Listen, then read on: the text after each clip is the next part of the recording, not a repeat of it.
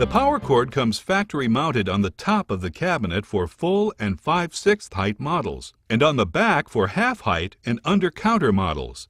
Should you need to reverse the cord position, it can be done without rewiring the cabinet.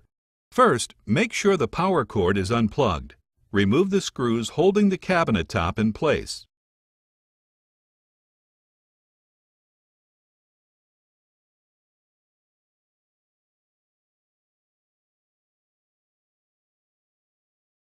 Then remove the screws holding the cord bracket in place on the back. Rotate the bracket 90 degrees and reattach it to the back of the cabinet. Make sure the power cord connections have not loosened, and replace the top cover and screws.